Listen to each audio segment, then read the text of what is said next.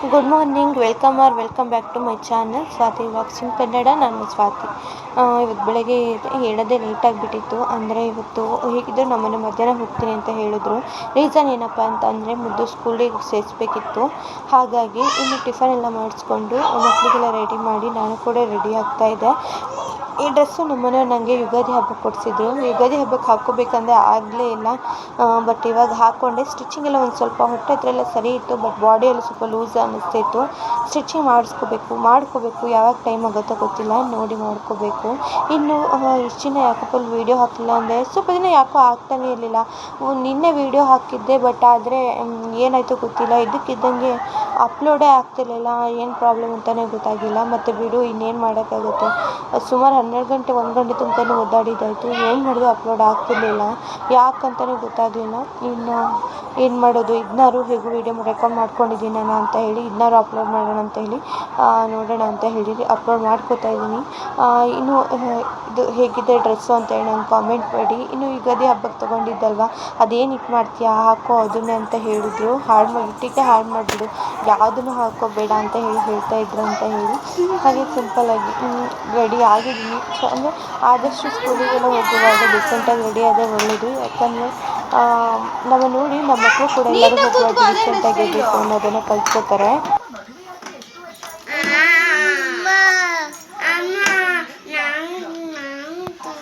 ಎಷ್ಟು ಚೆನ್ನಾಗಿ ಸ್ಟೈಲ್ ಮಾಡ್ತಾಳೆ ನೋಡು ಅವಳು, ಹಿಂಗೆಲ್ಲ ಮಾಡ್ತಾಳೆ ನೋಡು. ನೀದಿ ಹಾಕೋಣ ಅವಳೆ ಕೊಂಗ ಕೂತ್ಕೊಂತೀಯ. ಅವಳೆಲ್ಲ ನಾ ಮಾಡೋದು ನೋಡ್ಕೊಂತಾಳೆ, ನೋಡ್ಕೊಂಡು ಮಾಡ್ತಾಳೆ. ಇನ್ನೂ ಅಡ್ಮಿಷನ್ ಮಾಡಿಸೋದಕ್ಕೆ ಎಲ್ಲರೂ ಹೊರಟ್ವಿ. ನನ್ನ ಮಗಳು ನಗ್ತಾ ಇದ್ದಾಳೆ ಆಟೋದಲ್ಲಿ. ನಮ್ಮನೆ ಅಂತ ನಾನು ಅದೇ ಚಾಳ್ಸಕ್ಕಂತ ಹೋಗಿಬಿಟ್ಟೆ, ಬಟ್ ಅದು ಸಿಕ್ಕಾಯಿತು. ಇನ್ನು ನನ್ನ ಮಗ ಬೈದೆ, ಬರೀ ಆಟೋದ ಹೊರಗಡೆ ಕೈ ಹಾಕ್ತಿದ್ದ, ಪ್ರಾಬ್ಲಮ್ ಆಗುತ್ತೆ, ಮತ್ತು ಸಿಗ್ನಲ್ ಬೇರೆ ಹಿಂದೆ ಮುಂದೆ ಗಾಡಿ ಓಡಾಡ್ತಾ ಇರುತ್ತೆ ಅಂತ ಹೇಳಿ ಬೈದಕ್ಕೆ ಸಿಕ್ ಮಾಡ್ಕೊಂಡು ಹಿಂದ್ಗಡೆ ಹೊರ್ಕೊಂಡು ಕೂತ್ಕೊಬಿಟ್ಟ. ಇನ್ನು ಸಿಗ್ನಲ್ ಕೂಡ ಬಿತ್ತು. ಸಿಗ್ನಲ್ ಹೋಗುವಾಗ ಎಲ್ಲರೂ ಬಿದ್ದುಬಿಟ್ರೆ ಸಿಕ್ಕಾಪಟ್ಟೆ ಬೇಜಾರಾಗುತ್ತೆ. ಬಟ್ ನಮ್ಮ ಸಿಗ್ನಲ್ ಅಷ್ಟೊಂದು ವೆಹಿಕಲ್ಸ್ ಇರಲ್ಲ, ಅಷ್ಟು ಸಿಗ್ನಲ್ ಬೀಳಲ್ಲ, ಬೇಗ ಹಾಗೆ ಪಾಸ್ ಆಗಿಬಿಡ್ಬೋದು. ಇನ್ನು ಸ್ಕೂಲಿಗೆ ಹೋದ್ಮೇಲೆ ನನ್ನ ಮಗ ಎಂಜಾಯ್ಮೆಂಟ್ ಮಾಡಿದ್ನೋ ಇಲ್ಲ, ನನ್ನ ಮಗಂತೂ ಸಿಕ್ಕಾಪಟ್ಟೆ ಎಂಜಾಯ್ಮೆಂಟ್ ಮಾಡಿದ್ಲು.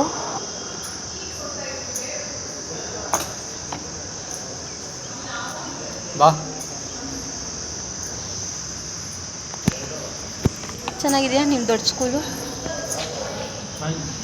ಸೂಪರಾ? ಹೋಗ್ತೀಯಾ ದೊಡ್ಡ ಸ್ಕೂಲ್ಗೆ? ತೆಗಿ ಕೈ. ಇನ್ನು ಅಲ್ಲಿಂದ ಅಡ್ಮಿಷನ್ ಮಾಡಿಸ್ಕೊಂಡ್ಮೇಲೆ ತುಂಬಾ ಸುತ್ತಾಗೋಯಿತು. ಆಲ್ರೆಡಿ ಅಡ್ಮಿಷನ್ ಕೂಡ ಆಯಿತು. ಇನ್ನೇನು ಮೇ 29 ಅಂದರೆ ಮುಂದಿನ ತಿಂಗಳು 29ರಿಂದ ಸ್ಕೂಲ್ ಸ್ಟಾರ್ಟ್ ಆಗಿಬಿಡುತ್ತೆ.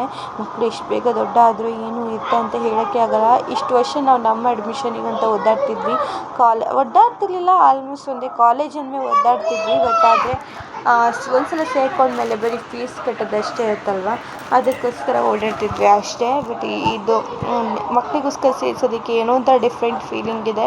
ಅವ್ರಿಗೆ ಭಯ ಇದೆಯೋ ಇಲ್ಲೋ, ನಮಗಂತೂ ಸಿಕ್ಕಾಪಟ್ಟೆ ಭಯ ಇದೆ.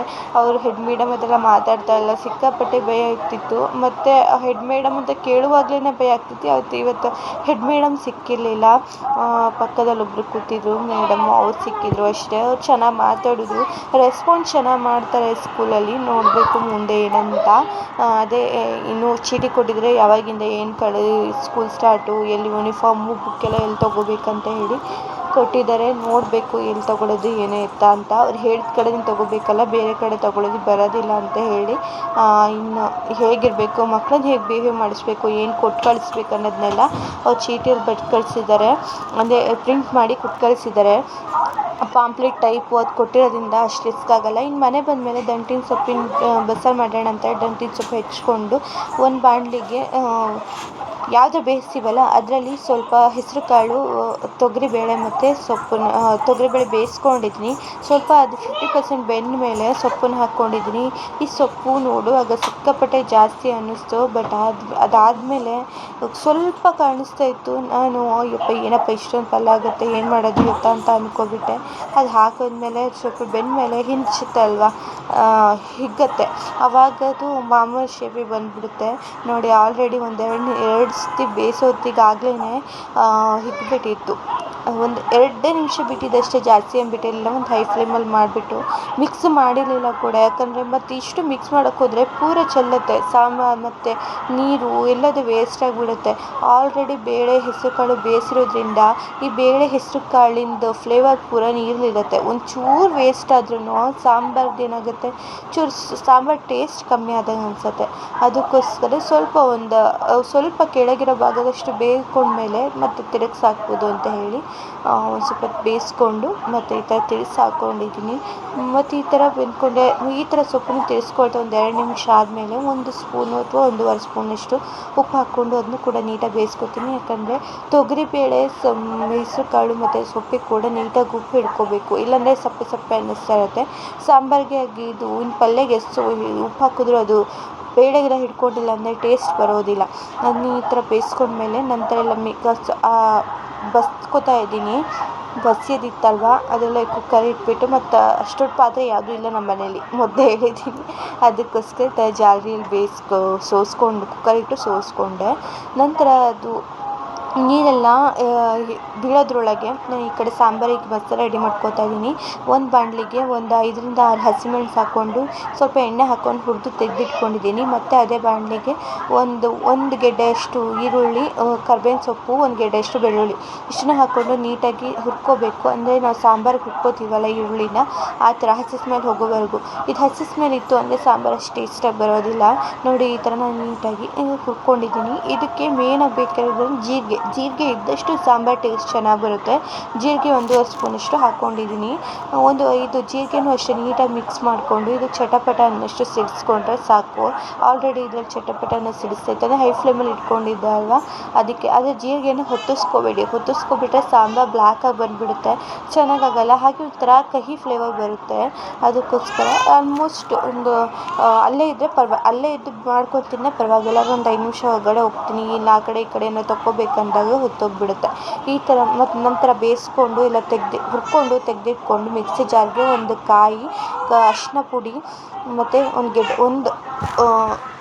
ಇದರಷ್ಟು ನಿಂಬೆಹಣ್ಣು ಕಾಳದಷ್ಟು ಹುಣಸೆ ಹುಳಿ, ಸೊಪ್ಪು ಬೇಯಿಸ್ಕೊಂಡು ಸೊಪ್ಪು ಹಾಕ್ಕೊಂಡು ರುಬ್ಕೊಬಂದಿದ್ದೀನಿ. ನಾನು ಈ ಥರ ಪೇಸ್ಟ್ ರುಬ್ಕೊಬಂದಿದ್ದೀನಿ. ನಂತರ ಸಾಂಬಾರು ಮಾಡೋ ಪಾತ್ರೆಯಲ್ಲಿ ಎಣ್ಣೆ, ಸಾಸಿವೆ ಹಾಕ್ಕೊಂಡು ಅದನ್ನು ಚಟಪಟ ಅಂತ ಸಿಡಿಸ್ಕೊಂಡು ಹಿಂಗೆ ಮೇನಾಗಿ ಬೇಕಿದ್ದಕ್ಕೆ ಹಿಂಗನ್ನು ಹಾಕ್ಕೊಂಡು ರುಬ್ಕೊಂಡಿರೋ ಮಸಾಲೆ, ಹಾಗೆ ಇನ್ನು ಉಳಿದಿರೋ ಮಿಕ್ಸಿಗೆ ನೀರು ಹಾಕಿಬಿಟ್ಟು ಅದನ್ನು ಕೂಡ ಹಾಕ್ಬೇಕು.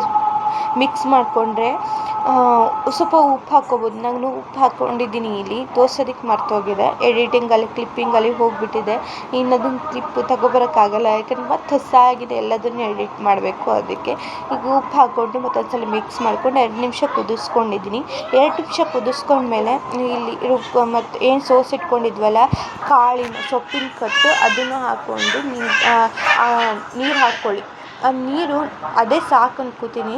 ನಿಮ್ಗೆ ಏನಾದ್ರು ಕಮ್ಮಿ ಆಯಿತು, ಗಟ್ಟಿ ಆಯಿತು ಸಾರನ್ನು ನೀರನ್ನ ಹಾಕ್ಕೋಬೋದು. ನಂಗೆ ಇಲ್ಲಿ ಗಟ್ಟಿಯಾಗಿಲ್ಲ, ಸರಿ ಇತ್ತು, ಅದಕ್ಕೋಸ್ಕರ ನೀರು ಹಾಕ್ಕೊಳ್ಳಿಲ್ಲ.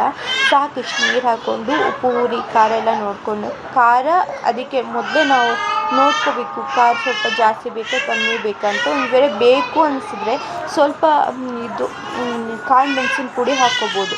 ಹಾಕ್ಕೊಂಡು ಉಪ್ಪು ಖಾರ ಎಲ್ಲ ಹಾಕ್ಕೊಂಡು ಲಿಡ್ ಕ್ಲೋಸ್ ಮಾಡಿ ಒಂದು 2 ನಿಮಿಷ ಬಿಟ್ಟರೆ ಸಾರು ಚೆನ್ನಾಗಿ ಕುದೀತಾ ಇರುತ್ತೆ. ಅದು ಕುದಿಯೋದ್ರ ಒಟ್ಟಿಗೆ ಮುದ್ದೆಗೆ ಹಾಗೆ ಅನ್ನಕ್ಕೆ ಸಖತ್ ಟೇಸ್ಟಿಯಾಗಿರೋ ಬಸ್ಸಾರು ಕೂಡ ರೆಡಿಯಾಗಿಬಿಡುತ್ತೆ. ಇದು ನನ್ನ ಸ್ಟೈಲ್ ಬಸ್ಸಾರು.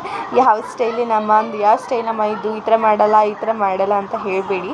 ಬಟ್ ಇದು ನಾನು ಮಾಡೋ ಸ್ಟೈಲು. ನನಗೆ ಈ ಥರ ಮಾಡಿದ್ರೆ ತುಂಬ ಇಷ್ಟ ಆಗುತ್ತೆ ಸಾಂಬಾರು. ನೀವು ಒಂದ್ಸಲ ಟ್ರೈ ಮಾಡಿ, ನಿಮಗೂ ಇಷ್ಟ ಆಗುತ್ತೆ. ನಂತರ ಮತ್ತೆ ಸೊಪ್ಪು ಬೇಯಿಸ್ಕೊಂಡಿದ್ವಲ್ಲ, ಅದಕ್ಕೆ ಒಗ್ಗರಣೆ ಹಾಕೋದಕ್ಕೆ ಒಂದು ಬಾಣಲಿಗೆ ಎಣ್ಣೆ, ಸಾಸಿವೆ, ಹಸಿಮೆಣಸಿನ್ಕಾಯಿ ಚಟಪಟ ಸಿಡಿಸ್ಕೊಂಡು, ಒಂದು ಗೆಡ್ಡೆಯಷ್ಟು ಈರುಳ್ಳಿ ಹೆಚ್ಕೊಂಡು ಅದನ್ನು ಕೂಡ ನೀಟಾಗಿ ಮಿಕ್ಸ್ ಮಾಡ್ಕೊಂಡಿದ್ದೀನಿ. ಅದು ಅಷ್ಟೇ ಕಚ ಅನ್ನೋ ಥರ ಇರಬಾರ್ದು, ನೀಟಾಗಿ ಅದು ಒಂದು ಬೇಯ್ಕೋಬೇಕು, ಹಸಿ ಸ್ಮೆಲ್ ಹೋಗಬೇಕು. ಈ ಥರ ವೈಟಾಗಿ ಟ್ರಾನ್ಸ್ಪರೆಂಟ್ ಆದಮೇಲೆ ಉಪ್ಪು ಹಾಕ್ಕೊಳ್ಳಿ. ನಾನು ಸೊಪ್ಪಿಗೆ ಹಾಕ್ಕೊಂಡಿದ್ದೀನಿ, ಸೊಪ್ಪಿಗೆ ಮತ್ತು ಸೊಪ್ಪಿಗೆ ಹಾಕ್ಕೊಂಡಿದ್ದೀವಲ್ಲ ಉಪ್ಪು, ಅದನ್ನು ನೋಡ್ಕೊಂಡು ಉಪ್ಪು ಹಾಕ್ಕೊಳ್ಳಿ. ಈರುಳ್ಳಿ ಹಾಕುವಾಗಲೇ ಹಾಕಬೇಕಿತ್ತು ಉಪ್ಪು, ಬಟ್ ನಂಗೆ ಮರ್ತೋಗಿ ನಾನು ಲಾಸ್ಟಿಗೆ ತಿಂದಾದ್ಮೇಲೆ ನಂಗೆ ಗೊತ್ತಾಯಿತು ಉಪ್ಪು ಹಾಕಿಲ್ಲ ಸೊಪ್ಪಿಗೆ ಅಂತ ಹೇಳಿ. ನಾನು ಆಮೇಲೆ ಒಂದು ಸ್ವಲ್ಪ ಉಪ್ಪು ಹಾಕ್ಕೊಂಡಿದ್ದೀನಿ, ನಂಗೆ ತೋರ್ಸೋಕೆ ಮರ್ತೋಗಿದೆ ಆಯಿತಾ. ಮತ್ತು ಅದೇನು ಮತ್ತೆ ಹಾಕೋದು ಅಂತ ಹೇಳಿ ಈರುಳ್ಳಿ ಹಾಕುವಾಗಲೇ ಸ್ವಲ್ಪ ಉಪ್ಪು ಹಾಕ್ಕೊಳ್ಳಿ, ಒಂದು ಅರ್ಧ ಸ್ಪೂನಷ್ಟು ಹಾಕ್ಕೊಂಡಿದ್ದೀನಿ ನಾನು. ಹಾಕ್ಕೊಂಡು ನೀಟಾಗಿ ಮಿಕ್ಸ್ ಮಾಡಿಕೊಂಡ್ರೆ ಅಲ್ಲಿಗೆ ಬಸ್ಸಾರೊಟ್ಟಿಗೆ ಪಲ್ಯ ಕೂಡ ದಂಟಿನ ಸೊಪ್ಪಿನ ಪಲ್ಯ ಕೂಡ ರೆಡಿ ಆಗಿಬಿಡುತ್ತೆ. ಈ ಸೊಪ್ಪಿದೆಲ್ಲ ಸೊಪ್ಪು ಆಲ್ಮೋಸ್ಟ್ ಟೇಸ್ಟ್ ಇದ್ದರೆ ಅದು ಬೇಯಿಸುವಾಗಲೇ ಅದ್ರ ಘಮ ಬಂದುಬಿಡುತ್ತೆ, ತುಂಬ ಚೆನ್ನಾಗಿರುತ್ತೆ ಟೇಸ್ಟು. ನೀವು ಕೂಡ ಟ್ರೈ ಮಾಡಿ, ಹೇಗೆ ಅನ್ನಿಸ್ತು ಏನು ಅಂತ ನಂಗೆ ಕಮೆಂಟ್ ಮಾಡೋದನ್ನ ಮರಿಬೇಡಿ.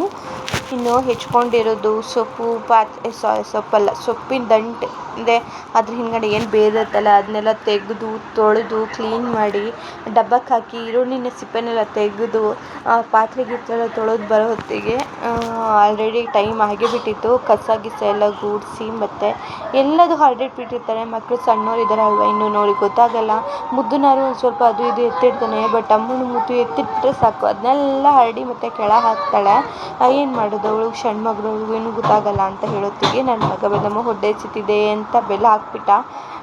ಇನ್ನು ಪಾಪ ಅದಕ್ಕೆ ಲೇಟ್ ಅಂದರೆ ಮಧ್ಯಾಹ್ನ ಬೇಗ ಊಟ ಮಾಡಿ ಮಲ್ಕೋತಾರೆ ಇಬ್ಬರೂ, ಮತ್ತು ರಾತ್ರಿನೂ ಕೂಡ ಮತ್ತು ಬೇಗ ಮಲಗ್ತಾರೆ, ಮತ್ತು ಊಟ ಮಾಡದೆ ಮಲಗ್ತಾರೆ ಅಂತ ಹೇಳಿ ಬೇಗ ಅನ್ನ ಸಾಂಬಾರು ಬಸ್ಸಾರು ರೆಡಿ ಮಾಡಿದ್ದೆ ಅಲ್ವಾ, ಅದನ್ನ ಬಸ್ಸಾರು ಸಾಂಬಾರು ಅಂತಲೇ ಬರುತ್ತೆ, ಬಸ್ಸಾರು ಹಾಗೆ ದಂಟಿನ ಪಲ್ಯ ಹಾಕ್ಕೊಟ್ಟು ಊಟ ಮಾಡಿಸ್ದೆ. ಈ ಥರ ಆಗಿತ್ತು ರೆಸಿಪಿ. ಒಂದ್ಸಲ ಟ್ರೈ ಮಾಡಿ, ಸಖತ್ತಾಗಿ ಟೇಸ್ಟಿಯಾಗಿರುತ್ತೆ. ಹಾಗೆ ಅದಕ್ಕೆ ಉಪ್ಪು ಸ್ವಲ್ಪ ತುಪ್ಪ ಹಾಕ್ಕೊಳ್ಳಿ. ಇನ್ನು ಮಾರನೇ ದಿನ ಕಂಟಿನ್ಯೂ ಮಾಡ್ತಾಯಿದ್ದೀನಿ ಈ ವ್ಲಾಗ್ನ. ಬೆಳಗ್ಗೆ ಇವತ್ತು ಕೂಡ ಹೇಳೋದು ಲೇಟಾಗಿತ್ತು, ಒಂದು 7 ಗಂಟೆ ಆಗಿತ್ತು. ಯಾಕಂದರೆ ನಮ್ಮನೆಯವ್ರ ಪಾಪ ರಾತ್ರಿ ಕೆಲಸ ಮಾಡಿ ಬೆಳಗ್ಗೆ 1 ಗಂಟೆ ಬಂದರು, ಮತ್ತು ಅವ್ರು ಹೊರಗಡೆ ಮಲಗಿದ್ರು ಚಾಪೆ ಮೇಲೆ ಬೆನ್ನು ಹೋಗ್ತಾ ಇದೆ ಅಂತ. ಮತ್ತು ನಾನು ಅಷ್ಟೇ 4 ಗಂಟೆಗೆ ಎಬ್ಸಿದ್ರೆ ಅವ್ರಿಗೆ ನಿದ್ದೆ ಸರಿಯಾಗಲ್ಲ, ಅವ್ರು ಬೆಳಗ್ಗೆ ಕೆಲ್ಸಕ್ಕೆ ಬೇರೆ ಹೋಗೋರು ಅಂತ ಹೇಳಿ ಅವ್ರನ್ನ ಎಬ್ಸಕ್ಕೆ ಹೋಗಲಿಲ್ಲ, ನಾನು ಹೇಳಲಿಲ್ಲ, ಮಲ್ಕೊಬಿಟ್ಟೆ. ಹಾಗೆ ಚಿತ್ರಾನ್ನ ಅವಲಕ್ಕಿ ಅಂತ ಹೆಂಗೋ ಪ್ಲ್ಯಾನ್ ಆಗಿತ್ತಲ್ವ, ಅವಲಕ್ಕಿ ಆದರೆ ಬೇಗ ಮಾಡ್ಕೊಬಿಡ್ತೀನಿ. ಅವಲಕ್ಕಿ ಉಪ್ಪಿಟ್ಟು ಚಿತ್ರಾನ್ನ ಎಲ್ಲ ನಂಗೆ ರಿಸ್ಕ್ ಇರೋದಿಲ್ಲ, ಪಲಾವು ಅದೆಲ್ಲ ಯಾವುದೂ ನಂಗೆ ರಿಸ್ಕ್ ಇರೋದಿಲ್ಲ. ಮೊದಲೇ ಪ್ಲ್ಯಾನ್ ಮಾಡ್ಕೊಬಿಟ್ರೆ ಪರವಾಗಿಲ್ಲ, ಕೆಲವು ಸಲ ಮೊದಲೇ ಪ್ಲ್ಯಾನ್ ಆಗಿರಲ್ಲ, ಆವಾಗ ಏನು ತಿಂಡಿ ಮಾಡೋದು ಅಂತ ಹುಡುಕ್ತಾನೆ 1 ಅವರ್ 1.5 ಅವರ್ ಆಗಿಬಿಟ್ಟಿರುತ್ತೆ. ಇನ್ನು ನನ್ನ ಮಗಳು ಹಾಡು ಹೇಳ್ತಾ ಇದ್ದಾಳೆ, ಹೈಡಿ ಬರ್ತಾ ಇದೆ ಅಂತ ಕೇಳಿಸ್ಕೊಳ್ಳಿ. ಅಂಗಡಿ ಓಪನ್ ಆಗಿಲ್ಲ, ಸುಮ್ಮನೆ ಹಾಡು ಹೇಳ್ತದಲ್ಲ ಅವಳು.